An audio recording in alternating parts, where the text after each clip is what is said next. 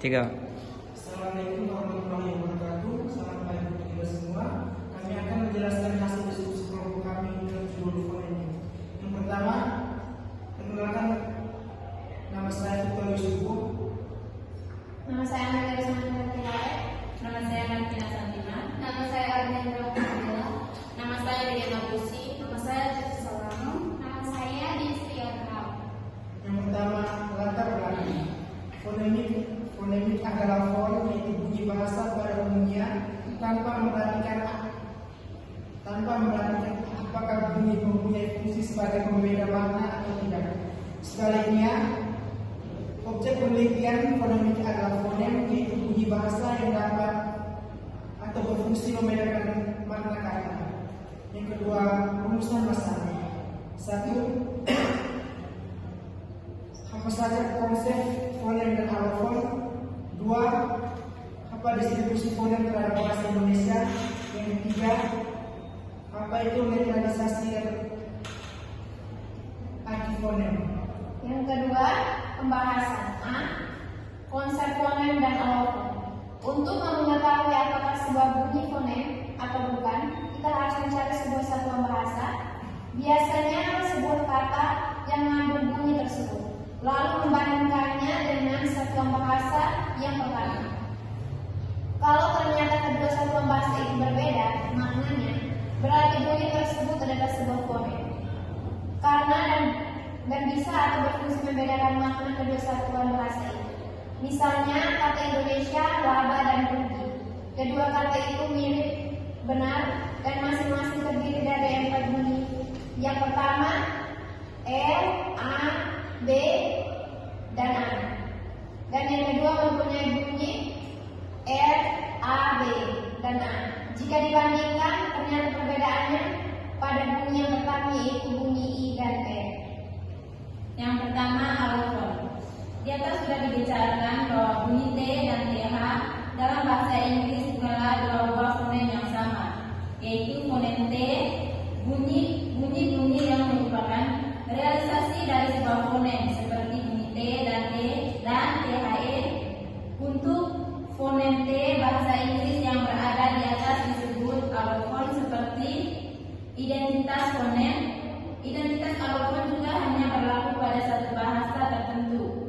Sebab seperti juga sudah dibicarakan di atas, bunyi T dan bunyi TH dalam bahasa Mandarin bukan merupakan fonem yang berbeda, yaitu fonem T dan TH.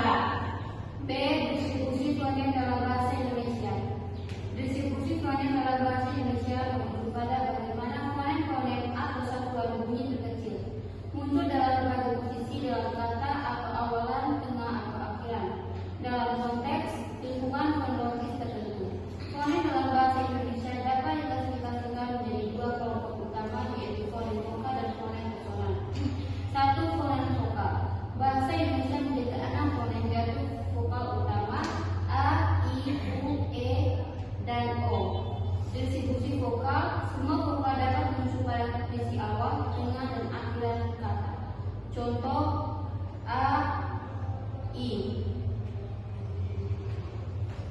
Yang kedua, fonem konsonan.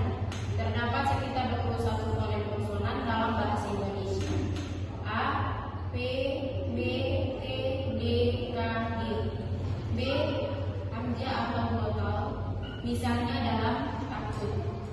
C, M, N, Y, N, G. D, F, V, S, Z, S, Y atau H. E, I, T, W, J, dan Y. Beberapa fonem seperti V atau Z umumnya berasal dari kata serapan. Distribusi konsonan, tidak semua konsonan dapat muncul di semua posisi awal kata hampir semua, kecuali N atau 30. Contoh batu, kata gigi. Semua fonem bisa muncul tergantung strukturnya. Generalisasi dan arti fonem. Sudah dibicarakan di muka bahwa fonem mempunyai fungsi sebagai pembeda makna kata. Misalnya, bunyi B dan B adalah dua fonem yang berbeda dalam bahasa Indonesia karena terbukti dari pasangan minimal seperti paruh, Yesus paruh, atau pasangan minimal raba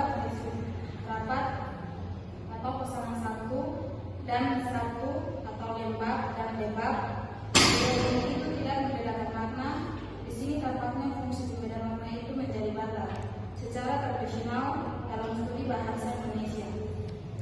Kasus ini sering dijelaskan dengan keterangan yang benar adalah bentuk saku karena berasal dari bahasa Arab. Begitu pula yang betul adalah bentuk lembab karena berasal dari bahasa Melayu. Yang terakhir adalah kesimpulan. Fonemik adalah studi tentang sistem bunyi bahasa yang berfungsi untuk membedakan makna dan kata-kata. Dengan memahami fonemik, kita dapat lebih memahami bagaimana bahasa kita dapat diorganisasikan dan bagaimana bunyi-bunyi yang digunakan untuk membedakan makna dan kata-kata. Manfaat mempelajari fonemik tentunya kita harus memahami bagaimana bahasa digunakan dalam komunikasi dan meningkatkan kemampuan bahasa, terutama dalam pengucapan dan pemahaman kata-kata. Biru laut seperti kolam, ikan paus pandai menyelam. Dari lubuk hati yang paling dalam, saya tutup presentasi dengan salam. Sekian penjelasan dari kami. Wassalamualaikum warahmatullahi wabarakatuh.